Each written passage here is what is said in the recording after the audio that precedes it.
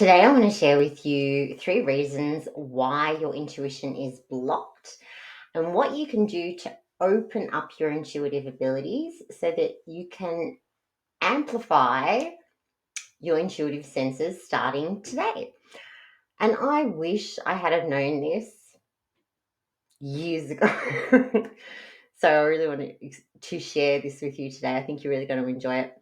And like for me, I remember 2007, I was driving back from a psychic workshop in the city that I'd been to, and this was hosted by the Australian Psychic of the Year at the time, and it was a really good workshop. I really liked it.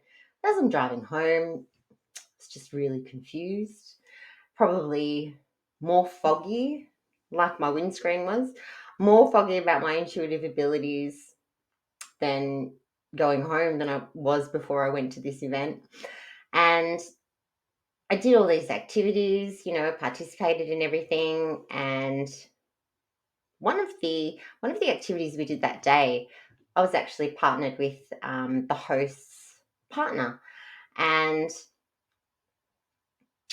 we he had given me a photo of a cousin of his who had passed away, and I had perceived like the circumstances of his death. And so, the kind of verdict that came out of this was that yes, I have intuitive abilities, and that if I wanted to be, I could be a professional psychic. And I just remember thinking at the time, like, no, that doesn't interest me. Like, I don't want to do that. And it was very flattering, though, to get that level of confirmation from someone so credible. Like, that was really nice. But I was confused and I kind of felt a little bit, it felt like an anticlimax for me in a lot of ways. Because I always imagined that as someone who had these abilities, that the world would look a little bit different, maybe, that I would be able to see things like spirits walking around. It was going to be this mystical type of take on the world, maybe even a little bit spooky, like, something cool's going to happen. That's what I thought. Anyway, so I was really deflated in a lot of ways. Like I've got my normal eyesight that I've always had. None of this mystical stuff is playing out for me. Just plain old me is a psychic person, right? I didn't feel like one. But I decided that what I would do is we're given these activities that we could do to help develop our intuitive senses. So I thought, okay, well, I'm going to do these anyway. And let's just see what happens with these alleged abilities of mine. And this started to play out in a really peculiar way for me at the supermarket, of all places. When I go shopping, I always take a shopping list because I only want to do one trip. I don't want to go back if I forget anything. So I always have a shopping list. And on my list, I had tomatoes. And I went to go and put them in my basket because they're on my list. And then I get this feeling, no, you don't need tomatoes, put them back. And my logic steps in, right? And I'm thinking to myself, I'm pretty sure I need tomatoes because I used the last one the day before. And so I'm in two minds. Do I get the tomatoes? Do I not get the tomatoes? I need them. I thought, I'm just going to see what happens if I play this tomato game. If I just disregard what's on my list and go with this intuitive guidance that I'm getting, let's see how this plays out. And later on that day, I went to visit my mum, and it turns out that she had been shopping that day and she saw tomatoes on sale and she got some for me as well. And I didn't know, of course, but my intuition was right. I didn't need to buy tomatoes because my mum had bought them for me. So that was kind of cool. And this intuitive supermarket game is something that I still do today. And I do it a little bit more intentionally now, though. So, like in 2020, for example, when Melbourne went into this frenzy with buying toilet paper, and we had toilet paper shortages across Melbourne. I just used my intuition, and I got a time and a location to go and buy toilet paper within our 5 kilometre travel radius that we had at the time in Melbourne. And mission accomplished. So, and like it does, it really makes your life a whole lot easier in peculiar ways like 2020. And so, the reason I'm sharing this story with you is because, like, I can see in hindsight that my biggest blocks to my intuition was myself. And, like, my perception of what it meant to be intuitive was way off, way off. And to be honest, I really didn't recognize intuitive abilities for what they are. And I didn't trust myself when I did get that guidance coming through. Did not trust myself in at all to follow it. But once these things kind of made more sense to me, and like the penny dropped for these three things, I started to receive a lot more guidance, and it happened pretty quickly because my awareness had shifted. And so that's what I would really love for you to get out of today, is just a little bit more awareness and maybe a different perspective that is really going to help you open your ability to perceive a lot more information, because it's probably already there. You're just not aware of how it's coming through. So I'm going to help you do that today, give you a little bit more insight. And if you really love the content that I'm sharing with you today, then you're probably going to love what I've got planned for the Metaphysical Edge live stream this March. And it is to help you build and activate your intuitive intelligence over 2 sessions. So that's what's planned in there. If you want to check that out, you can go to allthews.SharynAtkinson.com/live stream, and you can register yourself there. I'll put the link in the comments for you too. Welcome to Unmasking the Magic, where the mystical meets the practical and fuels your success. I'm your host, Sharyn Atkinson, and I'll be your metaphysical maverick on this journey, where every week we'll pull back the curtain to reveal how concepts such as intuition, manifestation, and the quantum field, and pretty much everything else otherworldly, can help empower you to reach new levels of success, meaning, and fulfillment in business, career, and life. Get ready to be inspired, enlightened, and empowered, and let's unmask the magic together. Okay, so let's dive into misconceptions about what being intuitive is really like. And I shared with you my disappointment earlier about like when I learnt that I was already intuitive and it wasn't this mystical or otherworldly type of experience for me. I was already there just as I was, and really disappointed at the time by that. But this happens with my clients too, right? So I have a few clients who are psychics or mediums, tarot readers, and all sorts of things. But they don't think they have any other abilities beyond like their clairvoyance or their precognition. And precognition is foreseeing future events. That's what that is. They don't think they have any abilities, and they don't kind of think that they can do what I do. So when I take them through how they can perceive different layers of information, they're really surprised that they've actually been doing it the whole time. So, and that's kind of like, it sounds bizarre, doesn't it? Like, how can you be intuitive and have no idea? And how do you not know? How do you not know that you have these intuitive senses? And there's a few reasons for this, okay? So one is that these senses can be so subtle that your conscious mind doesn't even notice them. You don't even notice that they're happening. So you can be so distracted by what's going on around you in the physical world. Like your physical senses can distract you so much. You just have no idea. So when all of these happy accidents kind of happen in your life, they feel really surreal. Like, oh, wow, something magical has just happened. It's this surreal experience because it doesn't you haven't connected the dots about how you've received some intuitive guidance and you've actually followed it. Sometimes that's a mystery. And but the main reason I think is that no one tells you. Like no one tells you what it's like. And no one tells you, for example, that when you get the heebie-jeebies, that this is actually an intuitive sense. If you get the heebie-jeebies about a person or a place, this is your clairsentient ability. And it could be, giving you a warning about someone or a location, like, oh, don't go there. But that's actually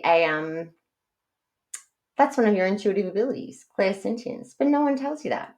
So you can't associate things like that with any sort of psychic ability because chances are that the people around you don't know that that's what it is either. And like if you grew up in a really practical household like I did, grew up in the western suburbs of Melbourne, in typical working class family, like, nothing spectacular kind of happening over there.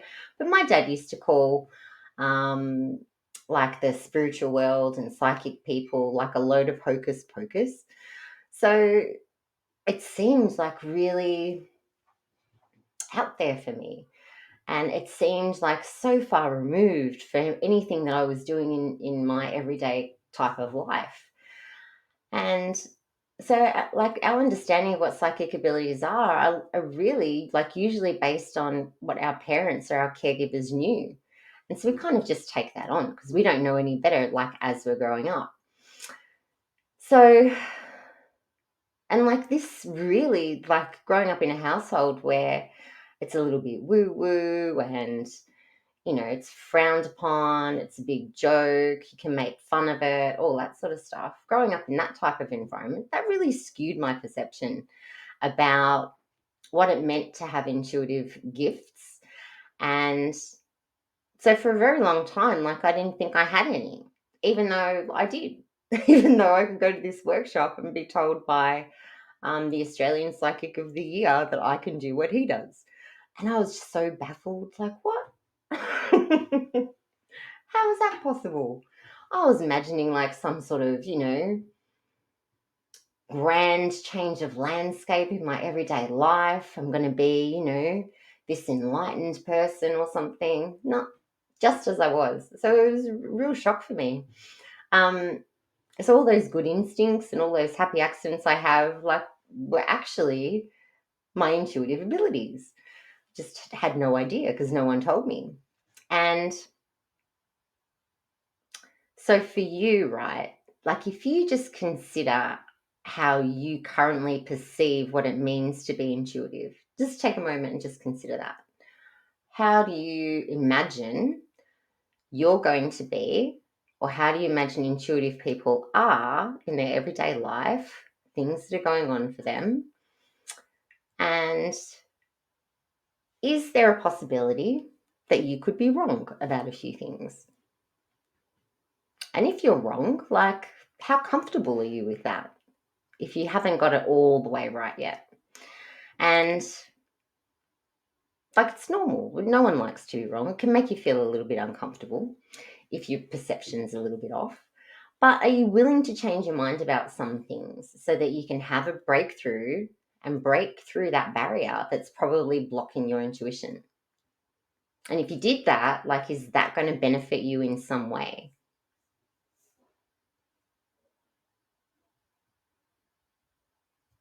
Because I imagine it's pretty cool. Like, I reckon if I had have known just this one piece of information, I would have noticed a lot sooner that I have an ability and there's nothing really, there can be, but for the majority of people, it's not really an otherworldly experience. It's that getting the heebie jeebies. It's, something feeling a little bit NQR and, or not quite right. NQR is a, like a uh, discounted, close to expiry type of supermarket chain in Australia, NQR, not quite right. But you can get that feeling about things. Things are a little bit NQR. And so you might just think that you have good instincts about things. And, you know, You probably do. But you probably do because you're intuitive. You have these intuitive abilities. You're just not conscious of how you're doing it. Okay, so recognizing your intuitive abilities.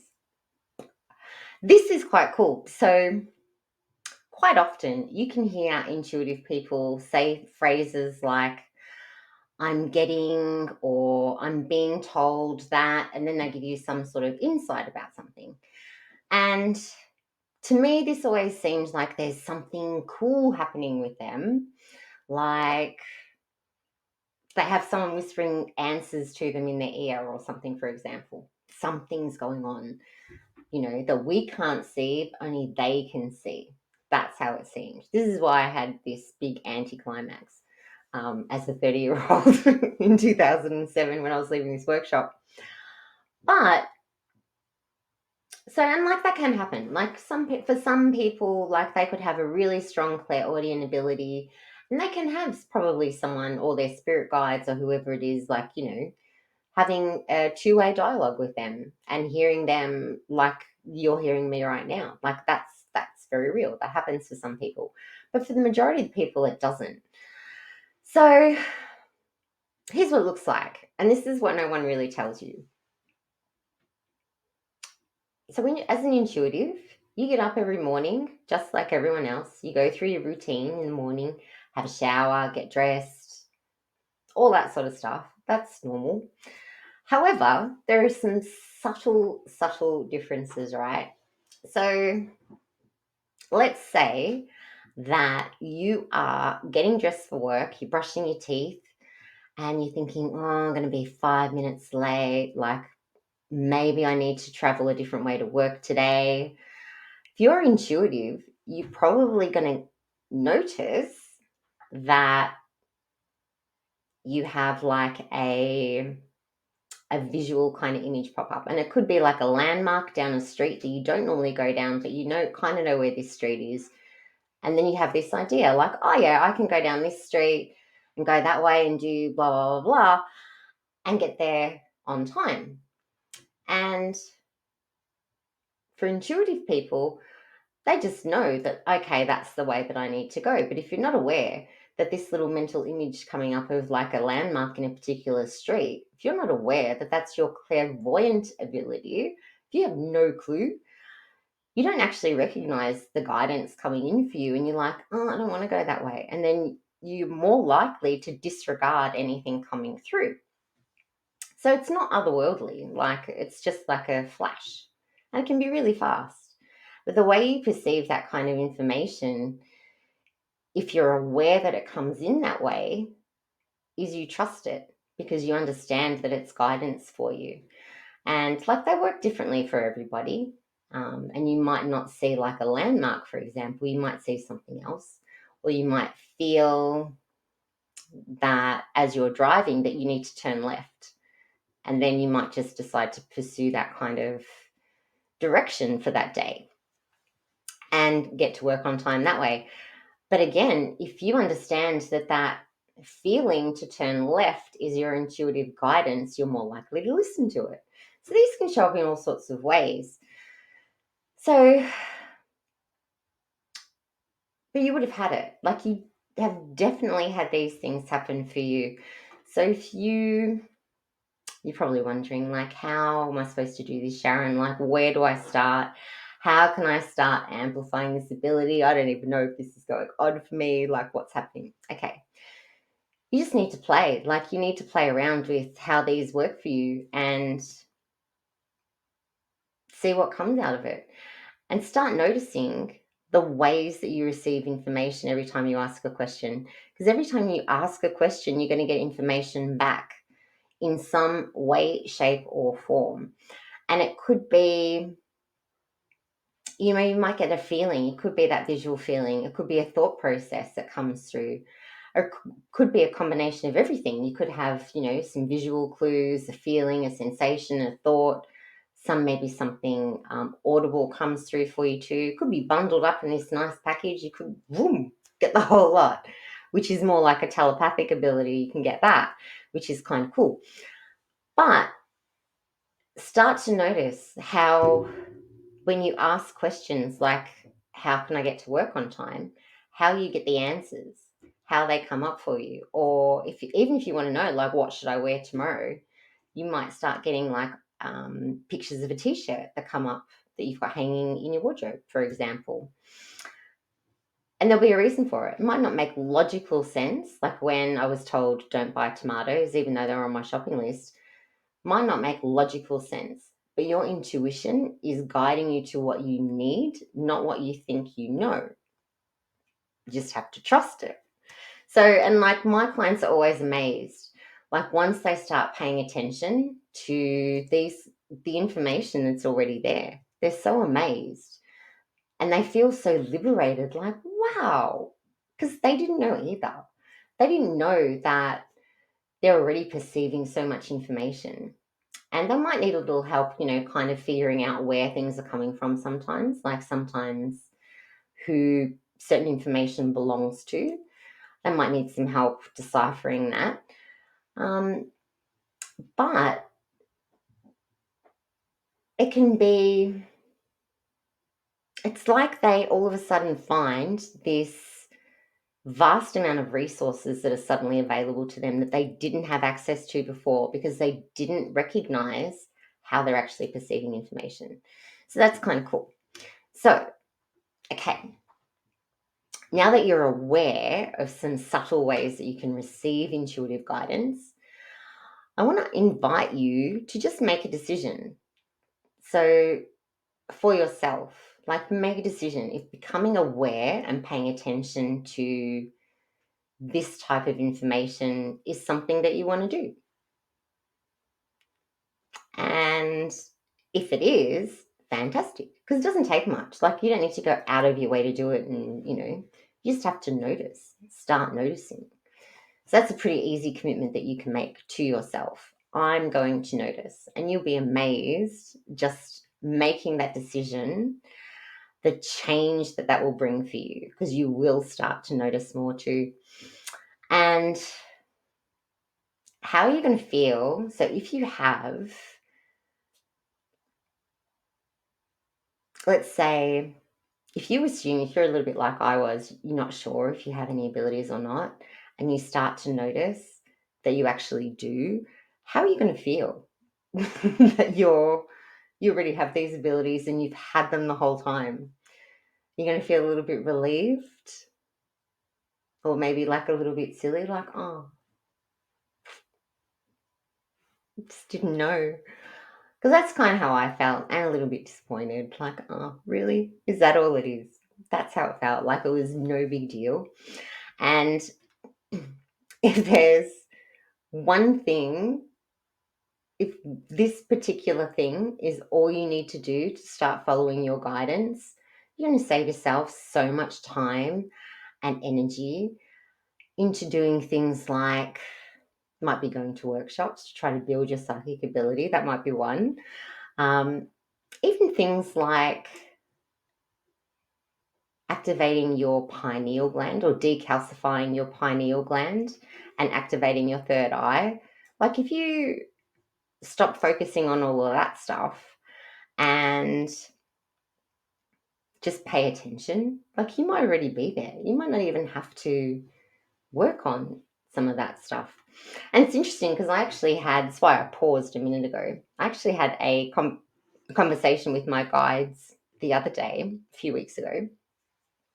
I saw a video on YouTube and it was about a meditation to decalcify the pineal gland.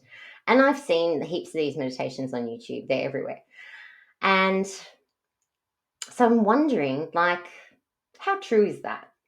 Like, is that really true? What's going on there? So I asked my guides, and this is what they said. So it could be, like, that could be true for some people, but it's more likely that people just don't realize that they have the ability.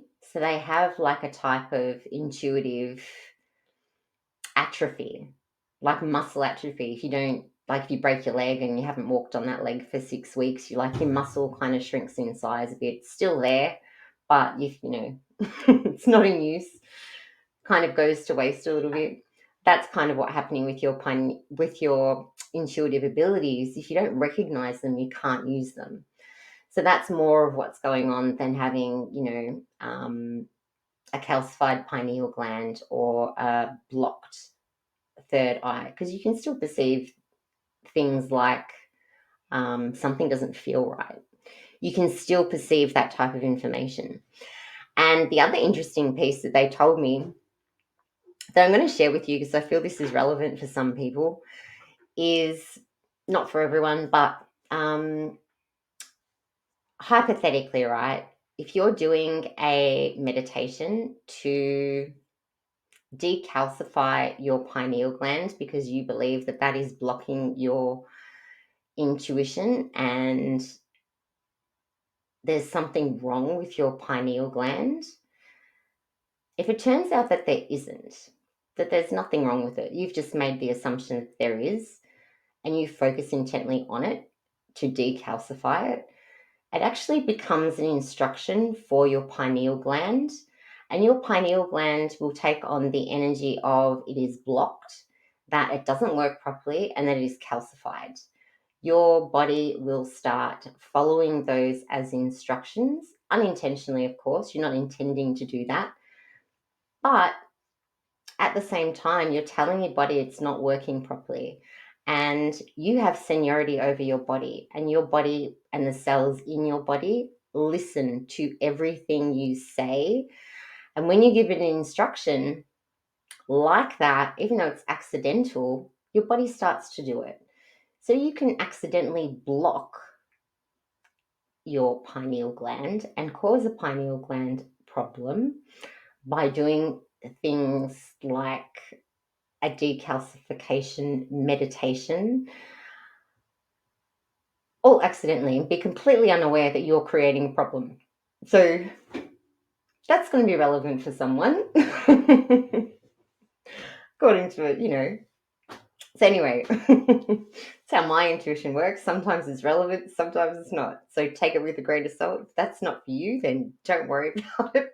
It's for someone, right? So how do you trust your guidance? And this can seem like a real kind of mystery. How do you start trusting your guidance? You have all these doubts racing through your mind.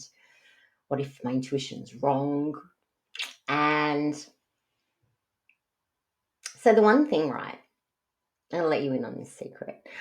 The one thing that good intuitives do to be really good at what they're doing is they practice and they play with their abilities, like I do in the supermarket, and they start noticing how their intuition shows up, and they get used to it, and they integrate it into their lives, and they know what it feels like to receive guidance, and they know what it feels like to perceive something that's true and not true. You get used to it over time. And developing your intuition is a lot like going to the gym in some ways. Like if you want big biceps and you're going to the gym, you going once isn't, that's not going to cut the mustard. But you need to go regularly, and you need to, train hard and increase the weight, maybe increase the number of reps you're doing, like whatever it is. You got to do it more than once. You got to do it consistently, and you need to build on what you've done before so that you get stronger at whatever you're doing. And your intuition's the same. Like my guides kind of highlighted, like you can have intuition atrophy, and that can kind of go to waste if you're not using it. And so practicing and noticing how this comes up for you is really key to getting good at it and getting familiar with it enough so that you can trust what comes through for you. And I never used to trust my intuition that came through. And when I was at this workshop, for example, and I was given a photo of um, this person who had passed away, and, to perceive how they had died and everything, when I was given that photo, I just thought I was making stuff up. I had no idea. Thinking this can't be real. I'm having a dialogue with the person in the photo. I'm thinking, I'm just making stuff up. But it turned out that I wasn't. I wasn't making it up at all because it could get validated on the spot. So that pain, I felt a pain in my chest. Like as I connected to the person in the photo, I got this pain in my chest. And that pain was where this poor soul had impaled himself on the steering wheel, which I don't know how that's possible, but that's what had happened to him when he died. And the other piece of information I got was that, he should have stayed home that night. And apparently, it was late this particular night, and he didn't want to go out anywhere. He wanted to stay home because he was tired, and he got a phone call from a friend of his. And as friends do, they talk you into stuff sometimes. And he was like, okay, I'll come wherever it was that they were off to. And he had a car accident and he died on his way there. So really tragic circumstances. And but like it makes sense, like what I perceived like makes sense, like once I knew like the rest of the story. And like in some ways it's really nice to have that sort of validation so that you know that you're not making things up. And if you can practice, like, this is really useful. It can be really useful to build that confidence so that when you get that feeling, and you might feel a sensation in your body or something else that's going on, or you're having a dialogue, that you know where it's coming from. So you get that sensation in your chest, it's not you. You're perceiving something that someone else has experienced, and you're feeling it physically in your body, but it's not your sensation. You translate it. You get used to these things and kind of how it shows up, which is nice. And, sometimes, so now, okay, this is funny actually. So sometimes when I do property clearings for clients of mine, I can see some peculiar things, but I know that they're real. And I think when I tell my clients, I think they are going to think that I'm a Fruit Loop. Oh, like, what is she on? She's smoking something over there, because it seems so peculiar. But when I tell them, they can actually validate it. Like, whatever bizarre thing I've picked up on, they can validate at their end. Like, I'll give you an example. Like, I'm really good at perceiving furniture that people don't like in their house. But there was a wall near one of my clients' doors, and so I do all my property clearings remotely, so I don't go there.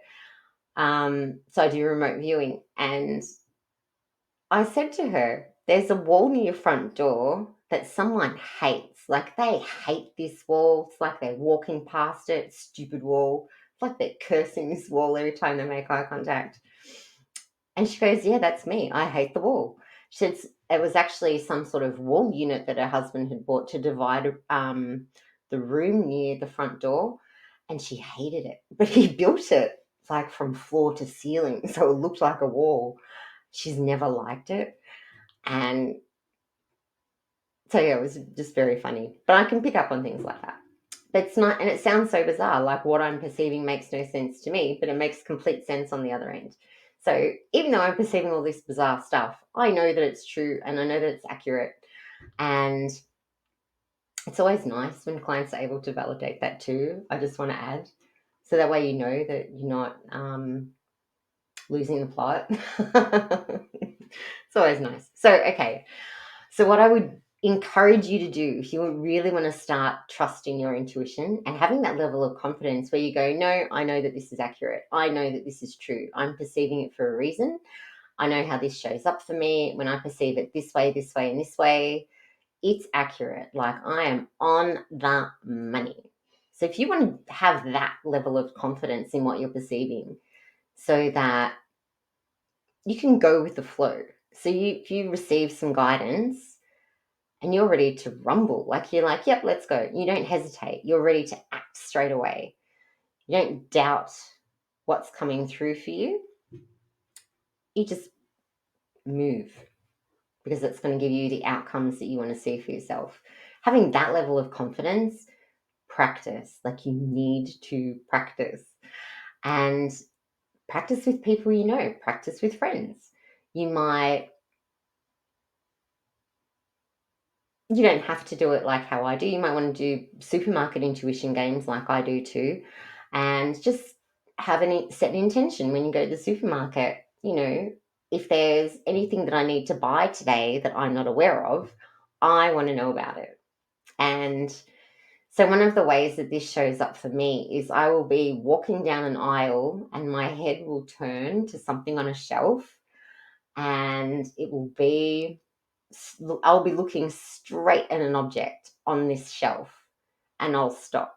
And I don't know why this happens, to be honest, but I will stop. I'm like, okay. So obviously I need some more toilet paper today, or I need some air freshener, or I need some laundry detergent, whatever it is, whatever's on the shelf. I'll just buy it because I know that there's a reason that that's happened. Get used to it. Start playing. And if you do the grocery thing, like if you play supermarket intuition, I want to know. Let me know how you go. Okay, so let's summarize what we've spoken about today and things that you can do to improve your intuition and open up that flow. So, misconceptions about what it means to be intuitive. So if you're expecting that it's this mystical phenomenon, and it's really not. So you might need to shift your perception about what it is to be intuitive or to be psychic, or whatever kind of wording you want to use. Change your perception, because it's really just you, exactly as you are now. If you need to make that shift, just do it, because you could be psychic right now and not even know it. Recognizing your intuitive abilities.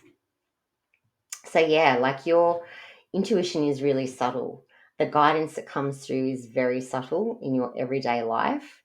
So all you really need to do is make that commitment to yourself that you're going to notice. You're going to notice how this shows up for you. You can even reflect on things that have happened for you in the past, and just notice how you receive information when you ask questions like, how should you drive to work today? Or what am I going to wear tomorrow? That can be really valuable insights for you to build your intuitive gifts. And when it comes to trusting your guidance, trusting your intuition is built through practice.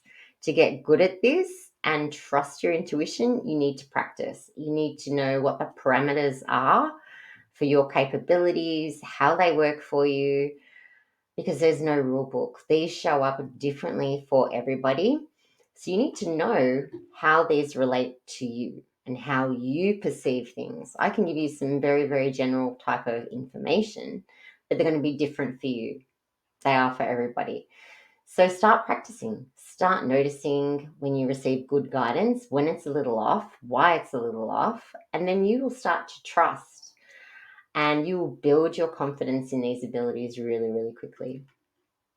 And I'm sure that there's a few of you too that are thinking, oh, okay, this is really good, but I still need some support. Like, help me, Sharyn. I get it. So rather than just tell you a whole bunch of random advice, I have put together 2 group sessions inside Metaphysical Edge live stream in March.